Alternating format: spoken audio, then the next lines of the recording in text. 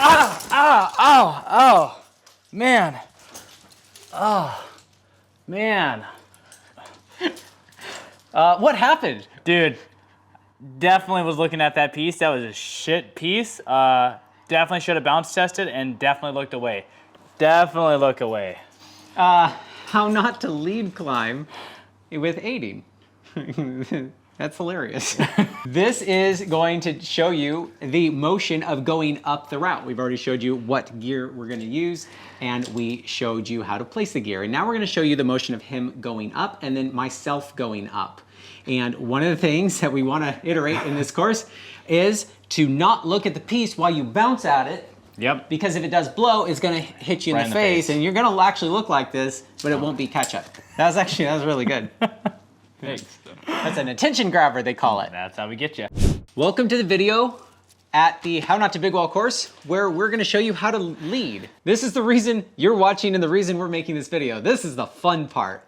Now that you've checked the weather and prepared all your stuff, we are going to try to give you as much holistic information as possible. And Jeremiah is wearing all of his stuff, and we set up an entire belay, put ropes in rope bags. Imagining that we're starting pitch 2. Yes, we're already like hanging somewhere and he's about to lead. And this context is I led up to here, I hauled, and I made this anchor the way I like it. And so I'm gonna be sitting at this anchor while he leads, probably for hours, because it's a bolt ladder and he's slow. Yeah, so keep in mind that we're just gonna be showing a bolt ladder here just to make things easy so we can talk through our steps on how we progress and kind of the thought process of what you're thinking. So I'm gonna be trying to speak whatever's coming through my head and how I'm thinking, because there's kind of a lot of steps to this and problem solving you have to think about. And so he's gonna share his, then we're gonna switch, and then I'm going to lead up this wall here at Brent Roth's house, who we did the Canyon course with. And this has been just a great wall to demo a lot of this stuff in a controlled environment. And some of these videos will be on real rock. You can look for those by hitting the subscribe button and this. Warning, this could be a long video. We're always gonna timestamp this stuff below. You can skip around what you want, but this is also just a small part of what is a bigger project of the Big Wall Bible. Yep. Whereas I'm hoping other people will grab a friend and film with their phone and film them repeating almost essentially this episode, and we can add that directly into the Big Wall Bible if you submit it in an easy to add way, which if you go to the Big Wall Bible, you'll see how to do that. Once the camera turns off, I'm a one-man show. So as long as it's easy, we can imagine getting 50 different people showing a 20-minute version of this, how prepared you would be if you've never gone up a wall. Yep. He obviously demoed this where we turned on the camera to make sure we're dialed. And I'm gonna show you my way because it works for me, but I'm already gonna change how I do it based on this all Fifi thing that I'm watching. It's nice. Yeah. Yep. It literally is like the next big thing. So thank you, Scott Richard, for coming up with the idea. And continue making home gear. I think the world of aid climbing is still by innovators. So if you've got great ideas for aid climbing, that's a great way to add it to the bolting Bible. The Big Wall Bible. I did it too. I always make that mistake. Yeah. The Big Wall Bible might be a great place to, if a lot of people start referencing it, a great place to share new stuff coming out. Now I do want to do a special shout out for Rocky Talkie because they actually did sponsor this video, actually this whole course, to help make it free for you guys. And this is an awesome Rocky Talkie. Well, it is a Rocky Talkie. It's an awesome walkie-talkie that's durable. It'll last for days if you don't turn it off at night like you should. And 10% if you click rockytalkie.com/hownotto when you buy them, which can help you out. They're supporting what we're trying to do here because free content isn't free to make. And I really appreciate these guys. But if you're a startup selling something that only 100 people are ever gonna buy, maybe we can add that to the Big Wall Bible. That's the kind of community we're trying to do here at How Not To. So now we're going to transition to Jeremiah's gonna film me so you understand the context, but this video is built around his motion from leaving the anchor up to the next anchor. Anchor building is gonna be its own video. Yep. And docking bags, all that stuff, we're just gonna focus on the motion of kind of moving up. we've already covered what gear he's bringing, how to place it in a crack. So we're assuming you know how to do that up to this point. We're also debating whether or not You have to have good, solid trad climbing experience as a prerequisite for big walling. Put in the comments down below whether you believe being an aid climber is better first or being a trad climber is better first if you've done a big wall. Which one is better, chicken or the egg? Can I leave a comment right now? Yeah. Okay, so I'm teaching Andrea, my girlfriend, to trad climb. She's done like a little bit, but she's not comfortable with cams. So we went to Index and we had her aid of 513 so she can learn to trust at least her body weight, cams, how to place them, and then clean it herself so she understands like how they're looking at the end. I think that's really helpful.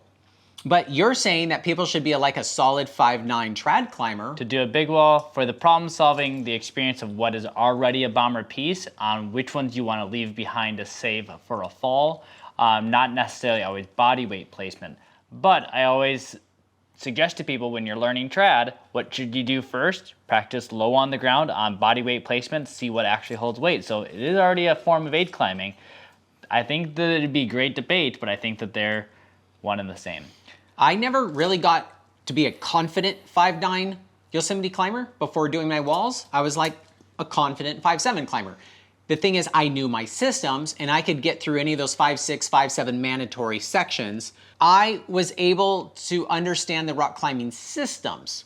But if you're watching this course, you're watching all the stuff in the Big Wall Bible, you're reading Pete Zabrock's book, you're looking at Chris Mack's book, you're looking at Andy Kirkpatrick's books. Andy Kirkpatrick. If you're doing your homework and you jump straight onto like, which is gutsy, I think A3. I think we should mention really quick though, Pete Zabrock's book is Hooking Up, Andy Kirkpatrick's book is Higher Education, and Chris Mack's book is How to Climb a Big Wall, focusing around the nose. And VDIF is a video big wall series like this. So if you've consumed all of that and you're gonna jump on some like C2, maybe some A3 overhanging stuff as your first wall, and there's no free moves required, and you've done all the homework to understand ropes, how to self-rescue, practicing every day keeps Yosar away, Yep. then like you don't have to know how to ring lock. Yeah. It sure helps though. But put in the comments if you think that is a prerequisite. I think a prerequisite would be click the like button. Yes, for sure. Okay. And subscribe. Oh yeah, probably. You have another thought. One more is don't be afraid to pause this video and actually maybe sit and look at what you're looking at. And don't be afraid to pause, rewind, all that stuff. Don't have to watch this in a linear progression. Yeah, you can skip around, you can watch the same stuff, or you can go straight to the Big Wall Bible, and everything about leaving the anchor is gonna be in one spot. Okay. We hope this is a really helpful resource for you. It's kind of fun to film. Let's go climb. Yep. I'm gonna keep this simple. This is not comprehensive because this is not about the anchor, but it's relevant to when Jeremiah leaves. You don't want to crisscross your applesauce when you're going up, because if the haul line is under the first piece but then not the rest, and it's too far for me to access, the haul bag, if it has to swing out, is gonna suck. The haul bag is gonna be hauled to the right, so I want it to be on my right. Now in order to keep my ropes organized, they are in rope bags, and I like to use cloth grocery bags for that. And I always clip one carabiner to the other carabiner so I can open it up at any time and keep it organized. So I'm going to just do that for now. And this haul line goes from the haul bag into the bag after I backed it up, and it's gonna go to Jeremiah. Now if I check, it's coming out, Jeremiah's here, and when he's done climbing, nothing's stopping the bag from going up. And we are gonna be mindful of where that is after he clips the first piece. Is you wanna turn around and just visualize any future clusters. As far as the climbing rope goes, we have our Jesus draw here. So if he were to blow it right here, he doesn't rip me, but I get pulled up. But let's just be mindful of that while I film Jeremiah leaving this anchor and checking to make sure that he's not going to be tangled. It's my turn to now lead this next pitch. Ryan just got done leading his block. A block in big walling is a set period of time that you're climbing. You do not change over every other pitch like you would on a multi-pitch. Instead, you might say, I'm gonna cover the next 4 pitches, or I'm gonna cover the next 4 hours. You can decide that time frame however you wanna do your changeovers, but it kind of gives the belayer more time to relax and get energized and get food in their system before taking on their next shift. We're imagining that Ryan just got done with his block and I'm starting mine. So a couple things that I have on me, I always need to make sure that I have the haul bag kit with me or a way to tag it up later. So my haul kit is attached to my tiny little string. I feel like we are ready to go and I'm gonna start climbing my pitch. So the big things to always kind of keep in mind is that you wanna avoid getting as tangled as possible with your personal anchor system and your ladders. It's very easy to get twisted around, so take the time to try to go slow and smooth, because smooth is fast. So I'm gonna take my ladder off of my chest harness. I'm gonna move on to my first piece of protection, and this is gonna be an all bolt ladder, but I'm gonna still treat it like it is pro. So I'm gonna do a small bounce test just to check whether or not I would trust it. So here's my first piece. So I'm gonna go ahead and clip into it. Once it's in there, I know that this piece is good. I trusted it earlier, so now I'm gonna try to shift my weight over to it. So I need to find a step that I can really step into and test it. Now I do not wanna immediately put all of my weight on this piece. I need to do some bounce testing on it. Slowly dropping my heel will add a lot of good pressure to that bolt or whatever that piece is. Drop my heel. Once I feel like it can hold most of my weight, I might give it a really good bounce test. But you don't have to do that so much for bolts. You do need to want to do that for any gear. Bolts, it's not necessary to necessarily bounce test them, because they're plenty strong, super good enough. So I really trust that, I like that. So the next thing I'm gonna do is I'm gonna take my all Fifi, which is my adjustable Fifi, and I'm gonna attach it to the bolt. Well, I'm running out of space up here. I can attach it to anywhere, but I always wanted to get as high as possible. So I'm just gonna attach it to the ring. I'm not too worried about it right now. I'm gonna pull myself in. Once I trust that piece, I can go ahead and clean my previous ladder. And now I wanna make sure to get all my tangles out. And then I attach it back up high on my harness, my chest harness. Once I've looked at this piece, I'm noticing that this is a ring. This is gonna be an indicator maybe for me that I need to think differently as the leader. Because my pitch is going to the side, it's gonna be really hard for my cleaner to jug sideways. You can only jug up, you can't jug sideways. My follower will need to be doing what's called a lower out. So I need to make sure to add a piece of pro to this, like a sling, to this piece. So then when he arrives to it, he can lower himself off of this ring, cleaning my draw and lowering him back vertically underneath the next piece. Because the next piece is to the right, and it might be hard for him to clean gear if he didn't do a lower out. So I'm gonna move forward. So I'm not gonna put a sling on it yet. I'm gonna go to my next piece. My next piece is here. I'm gonna go over. I'm going to drop my heel, do a quick, yep, I trust it, I like it. You might have to vigorously bounce test it. I don't need to since it's a bolt. Grab my Fifi, shift over, take it, and deal with tangles. The bolt, pull myself in, relax on it. Sorry to kill the flow a little bit. Scott Richards, who makes the Fifi, sent me this text message and said, no, don't do this.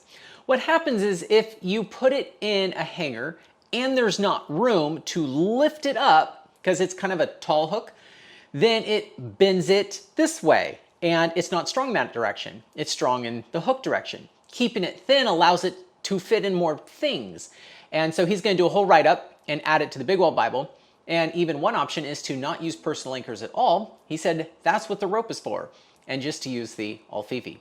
He also has a new design coming out, and we'll have all that updated and included in the Big Wall Bible. Now, what Jeremiah is doing in this context is working because there is enough room in that hanger, but I just wanted to make sure you know how to properly use that and to go to the Big Wall Bible. All right, so now I'm gonna go back, clean my ladder out from underneath here.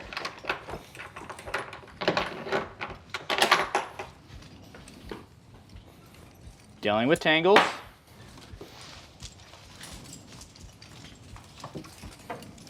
And now I'm gonna go back and actually add my draw to the previous piece. So I'm gonna now reach back over, clip the bolt, clip my rope into the draw, making sure it is not back clipped. Yeah, so before I get too far away and I can't get back to my follower to assess any tangles, I'm gonna look at my haul line and I'm gonna determine whether or not is it in a good position and do I need to deal with any tangles or does he need to deal with any tangles at the anchor. So how does it look right now for you? So right now, to me it does look fine for me right now. Yeah, I think this looks good. This is a clear, obvious bad scenario, right? That the haul line is really tangled in the lead line. So if he tried to lower out the haul line, lower out the bag, it's gonna be caught in the rope here on that first piece. Absolutely horrible scenario. Yeah, and yeah, before you get too far along, just make sure that everything looks great. Cool. Okay. Sometimes I'll clip this up here just because I don't want the weight of this to start pulling it out of the bag, but that's more of an anchor thing. Okay. What's next, boss? All right, so now I'm gonna start working my way up. So now I'm not gonna do this piece and clip this one for protection. Instead, that's the one I'm gonna be focused on because it's gonna be easier for him to lower out since it's a little bit more vertical than directly sideways. So, But it also prevents rope drag for you. correct, exactly. So while I'm climbing, I am constantly thinking about what's gonna happen to my follower though. You wanna back clean, and that's one thing you have to accept as a follower on big walling is you will be putting yourself in higher risk scenarios by back cleaning, but it makes the wall as a following on a big wall much smoother. So assess your own risk, and if you do need to leave pro, but keep in mind that you might have to leave it on a wall for somebody else to booty. So I could go to this bolt right now, right? Notice that I'm kind of far from this wall. Notice that my step right now is on the third step. I have quite a bit more distance that I could be covering right now rather than just reaching up to the closest bolt.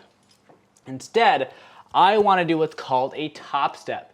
Now, if you look from this distance, from this bolt, skipping this bolt to the next one seems like a very far away, but a Fifi allows you to top step a lot easier and get as high as possible. So instead of this one, I'm going to get higher. So I'm going to pull myself in nice and close, work as high as possible to step as high into my ladders as I can. There, I'm as high as I need to be. Can I reach it? I sure can. It's gonna be just out of reach. Let's see. I can get into that. That saves me a lot more time because I don't have to stop and do every bolt. Release my alfifi, move it up. All right. Yep. And I'm gonna clean. And you're not placing anything there. I am not gonna place anything on that bolt. I'm not gonna even place anything on this bolt because I'm already up here, so I might as well use that guy. All right, so resuming from what we said is because I noticed that this is a really good bolt and I trust it fully with everything right now, I am deciding to actually skip 2 bolts. Again, always assess your own risk. If you don't want to skip bolts, clip them all. And if you want to skip them all, skip them all. No gear, no fall. Is that the rule? Yeah. So again, I'm gonna kind of get up as high as I can. And then I'm imagining that this is not the top of the anchor, but it just continues on. But there is not another piece of pro for a long time. So I am gonna clip it in with my ladder.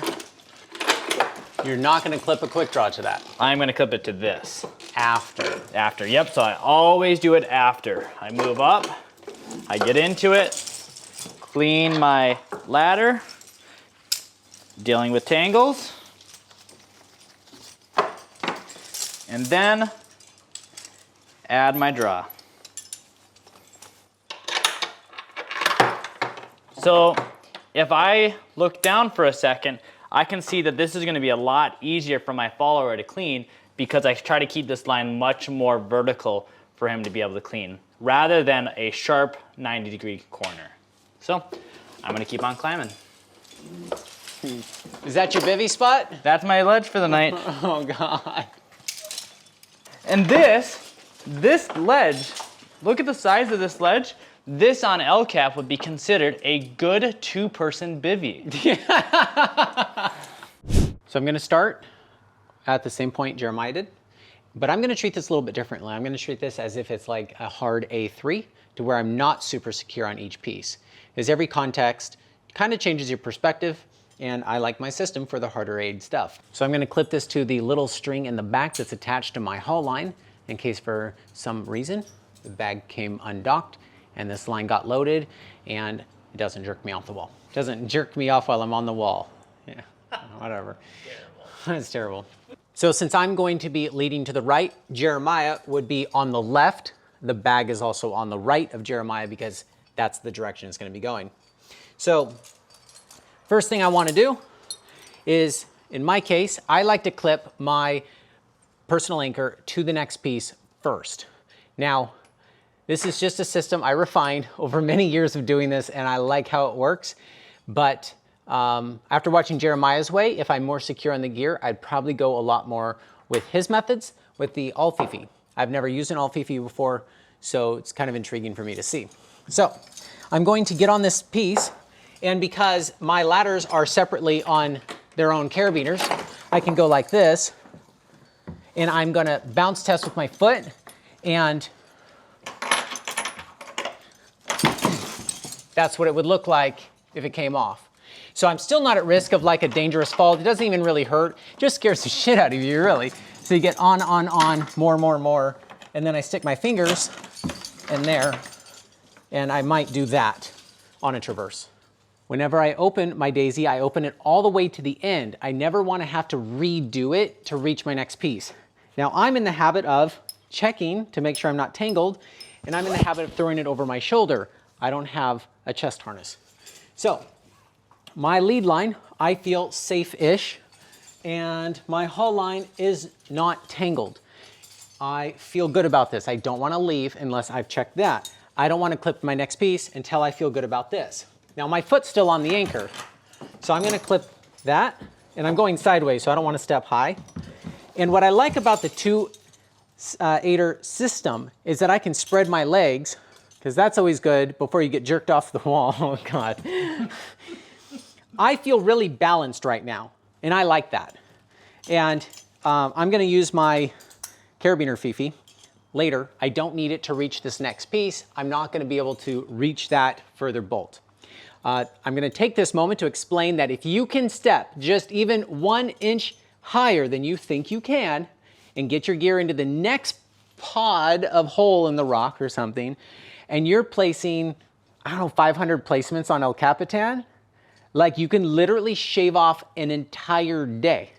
Because you can only climb 8 hours a day. The rest of it's all the changeovers and the hauling and the stuff, right? You can literally, if you can shave that off, you don't now have to set up your bed again. You don't have to haul as much water. It becomes a, what's it called when a rocket can't lift its own fuel because it's so heavy? Diminishing returns. You just, like, unless you're Pete Zabrock, you can't bring 14 days of water because you're slow. But somehow he has really good methods of doing that. I guess Pete spends his days getting his stuff up. 5 ropes. 5? Does he do 5 separate hauls? Is that like a 5-to-1 or a 1-to-5? My cam hooks are in my next spot. Hopefully Brent doesn't watch all these videos. See, it's a really thin micro crack. Here we go. So I start with my daisy, and because I want to bounce test this, it may not hold me. I'm gonna wanna scoot over a little and go like this. And if you can grab a hold, great. If you can get your fingers in something to get yourself a little higher, great. Otherwise, you just cinch that up a little. We're gonna test this. It's a nice wall, I'm not gonna do that to Brent. With these personal anchors, they can get pretty twisted. So sometimes if I'm on a safe piece and I'm not scared out of my mind, then I put this on the spine side. So when I open my gate, I don't lose it. And then I already have it fully extended. Now, this is a piece I place. This is not a bolt. So we're going to treat it a little bit more carefully than if it was bomber. And bolts can be pretty rusty and thin looking and still be super good enough. And if they're gonna blow, just give them a tug and move on with your life.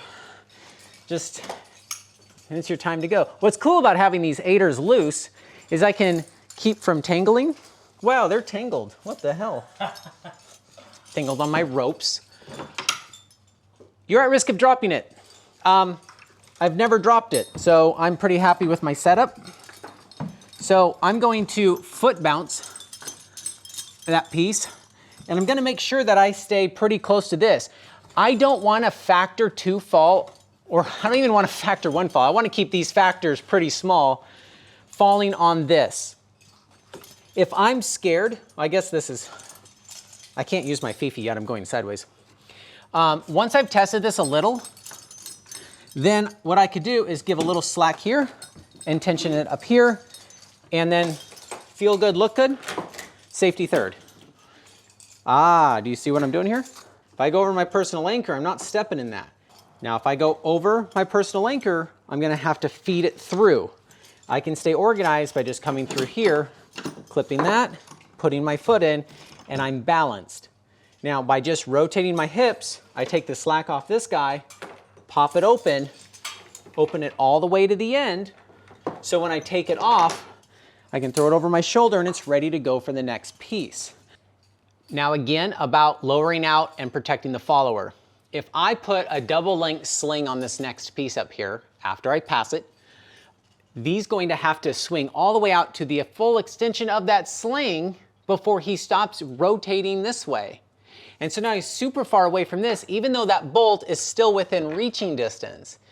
But I don't want to hose myself and put a quick draw on there and have rope drag where the rope's just going like this, especially if the last 10 feet of this is a free climb.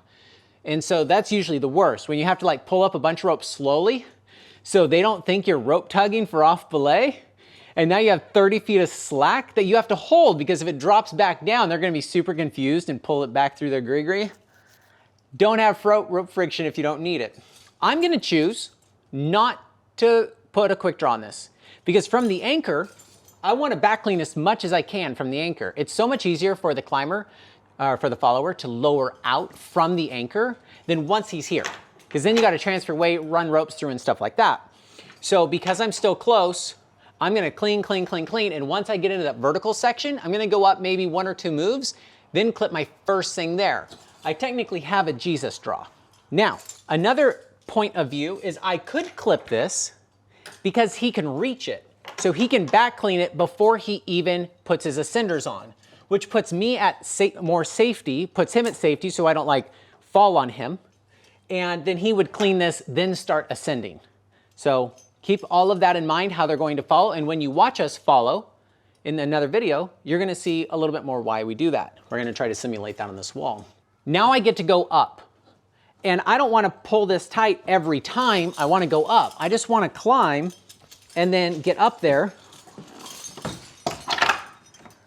And I know that's not gonna come off even if I give it slack. So if I give it slack, I'm not worried about it coming off. So I can be pretty aggressive in what I'm doing. And what's cool is this length here allows me to stand up much higher, which I'll show you in a minute.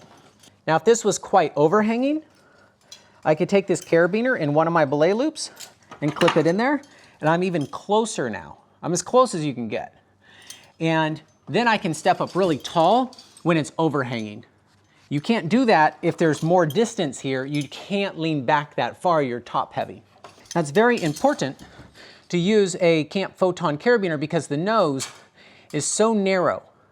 And that, after you have another carabiner here, or even like fixed gear or any pieces you're placing, anything like that, most oftentimes you can get this nose inside of it.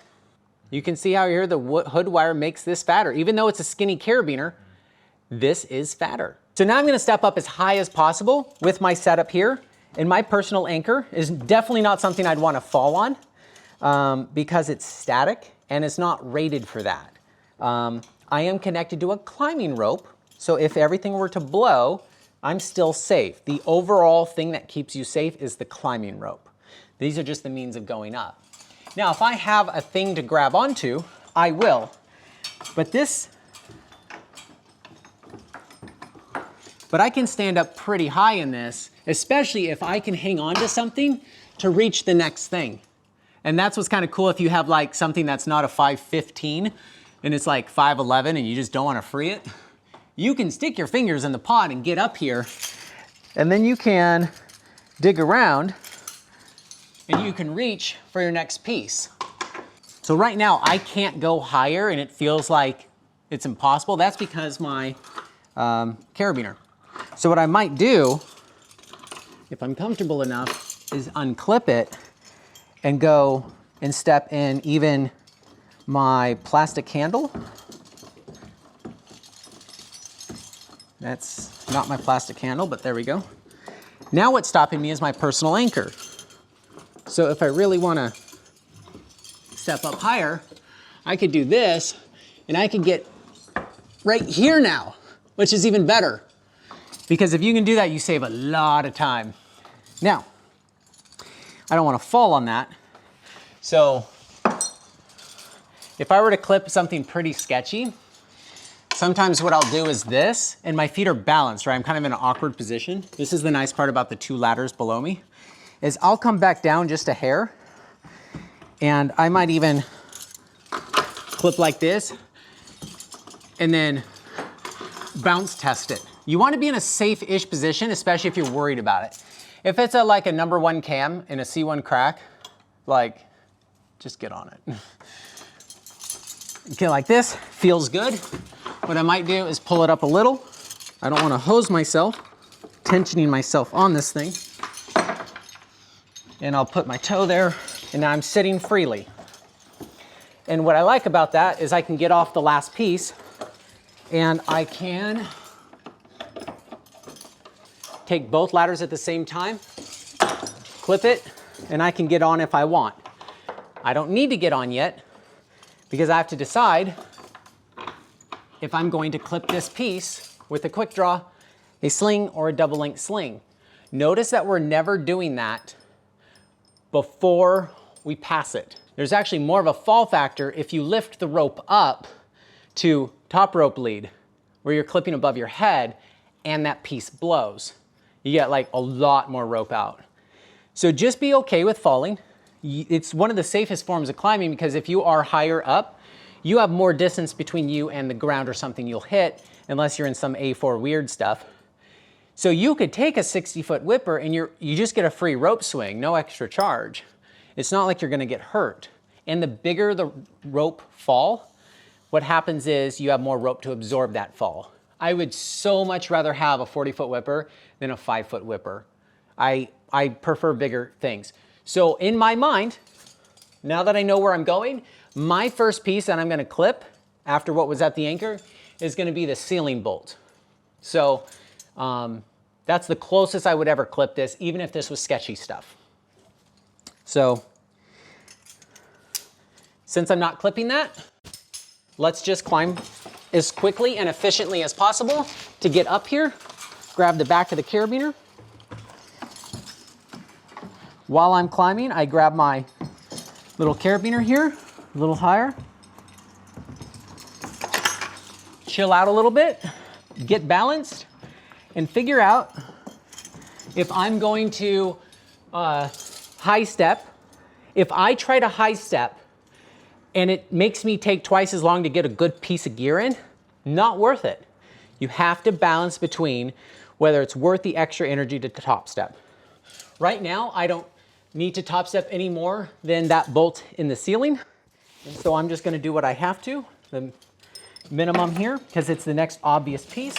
Put my fingers in there, boom, sit back on it. I can get slack in this, bounce test it, and because it's good, take it off, trust it, stand up, take this off, boom, boom, spread this out, get on it, take this off, and organized, throw it over.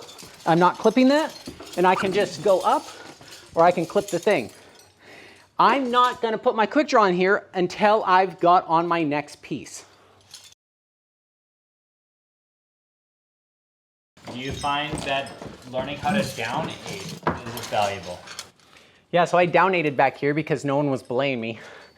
And I think that's super helpful to be able to go in any direction because Sometimes that's easier than having somebody lower you. It's also nice as a follower to know how to re-aid certain parts. Sometimes that's horizontal, down or up. Have you ever misread the route and headed down because of it? Oh, my buddy got into a real pickle. He hooked like 30 times in a row and it's like, this is harder than it should be. And had to down hook all the way back. Because I can't, like, there's nothing to lower off of. Yeah. That's a good point. You'll see that I'm climbing in approach shoes, but I actually like the Mythos climbing shoe. That's big enough for me to wear socks with it because it's still comfortable enough for me to wear all day, but I can get my toes into things like this. I can step here, I can even step here in order to really top step slightly low angle stuff. You should be able to like really top step some low angle stuff. That's the magic sauce right there. But you have to be like, eyeball what you're gonna need, make sure it's not in the back, make sure this is all the way extended, and make sure it's ready to go. So sometimes I'll pre-place gear on here, knowing that I need one of two options, and then I'll get it ready. I don't put it in my mouth because that's not gonna work out for you. And I will put it like just good enough, and then I'll go up and commit to like the awkward move, and then reach, and then I have it like here, and I can put it in. And then you have to have the sewing machine arm with the sewing machine leg. But don't be afraid to fall. I would almost recommend, if you have like a bolt, to take that time, if you've never taken a whipper, to unclip your, let me show you how not to fall. So put your ladder on first, put your personal anchor on second, and take all this stuff off. And you still have one aider to get back up, and then you can unclip this, and wouldn't that be funny if I fell? And you can, you know, not have it between your legs like I have it right now. So just now, when I was pretending I'm about to fall, notice the rope was between my legs. That's bad. I should still have rope management going on like you would in a normal climb while I'm still managing my personal anchor and my ladders. You want to stay organized because if you're going to need this, you want to not have it flip you around, especially if you're top heavy with a chest harness full of gear, or you swing into a dihedral like I did on the 5th pitch of Lost Arrow Spire, fell past the 4th anchor into that corner, and I was upside down when it happened, and I couldn't close my hand for the rest of the day because I jammed myself in there. It would have been a lot better if I went feet first into the corner. So have good rope management. Hey Jeremiah, I'm 20 feet from the top. It's about 5 minutes or an hour, depending on what route you're on. It's really nice to be able to communicate with your partner that they should wake up, finish their snack, pee now, or forever hold your peace. Like, it's nice to know that they're almost done, especially if it's been a while they've been on lead and it's around the corner and they can't see. It's also nice if you are the belayer to communicate. It's like, hey, the halfway mark, you just passed it. It kind of gives them an idea of where they're at on the pitch. So this is really nice for updates every so often and to make sure your belayer's still awake. One little thing that I wanted to mention right before we kind of wrap this episode up is a couple stories on that fear of falling while aid climbing. Is understand that yes, you're going to get on sketchy pro and gear does blow. I have probably fallen on every single route that I've climbed and I've came out just fine every single time. So yes, it's scary. Yes, it's sketchy pro. It's weight only a lot of the time anyways, but not to be afraid. But a downside to a chest harness versus the way that Ryan racks is that I'm very top heavy, right? So because I'm top heavy, it is a lot easier as I fall to get flipped upside down and put in a different orientation because I'm not, my center of mass is not at my hips any longer. So just kind of keep that in mind that this is a downside for that reason. Also, your gear becomes weightless, whether my way or this way. And what happens is it hurts almost as much as, you know, kind of hitting the rock, is your gear coming and slapping you. Mm-hmm. But you don't worry about that so much. But yeah, you don't have to be that afraid of falling. But in a controlled environment, take a practice fall. That's what the rope is there for. You're going to rarely, if ever, get 6 kilonewtons on a fall, especially if there's enough rope out. You'd be hard to get maybe 4 kilonewtons. And whatever's catching you is going to be pretty good. Cams, they're about 8. Micronuts, we have a whole video on how strong they are. Blew my mind. I did blow a couple wires though on changing corners on the nose, which was fun. Okay, I've had a rivet hanger, the wire that you put over the fixed bolts. It was brand new. I didn't bounce test it because it's good bomber gear. It was the smallest one they make. As soon as I sat on, I did like this free move to reach it, clipped it, sat on it. It basically unraveled. And that's what made me fall on the spire. Wow. It's if I bounce tested everything, I would have been fine, but I was also trying to like hurry. So your friend hurries and falls, and I don't think you fell on the Zodiac, right? I did not fall on the Zodiac, no. So, but your friend's fast. Yep. But falling takes time. So how do you? So I think there's a balance between those two things, and you're gonna notice that about yourself. That aiding does take a long time, and so there's a fair balance between staying safe and still moving fast. You can't stay safe and move at 6 hours per pitch, right? 6 hours per pitch is not safe. But you can't move so incredibly fast that you're unsafe. So you do need to find a fair balance, and that comes with practice every day so you can keep Yosar away. Please don't aid the first time when you go on a wall. This is stuff that you can go practice on a grade that's 1 or 2, 3 grades harder. What we're going to show in the last videos is the A to Z stuff and placing pro is in a 513 crack. And not very many people are climbing this thing. So I'm out of the way. I get to practice. And until I hit, let's say, a goal, while showing Andrea how to aid, if first time took her, I think, 2.5-ish hours. And it's only C1 and it's 120 feet. That shouldn't be more than 30 to 45 minutes once she's practiced the moves, right? If she just showed up blind to the crack, maybe an hour. An hour is acceptable to get up any of these first walls. Yep. You're not going to epic. You're going to have a good time. 3, you won't. A couple things to remember as a belayer is that your job also as a belayer, besides for keeping your climber safe, is also to keep a very high stoke for them. It can be very terrifying while on lead. It can also be very personal that I'm taking a long time on this pitch and I'm slowing us down. I've felt that, and I've apologized to my belayers a lot of times saying, man, I feel like I'm taking forever on this. I look down, I feel like I'm only 20 feet up. And every single time they've been a really good partner to me who has said, keep it up, you're making progress, just keep moving forward, and I'm right there with you, man. Stoke is a valuable asset. It weighs 0 grams, and if somebody's scared, reassure them that you got them and that you're not just trying to like take a pee while holding the gree-gree. Just kind of make sure you reassure them. But that's, I think, going to be one of the next videos is how to follow and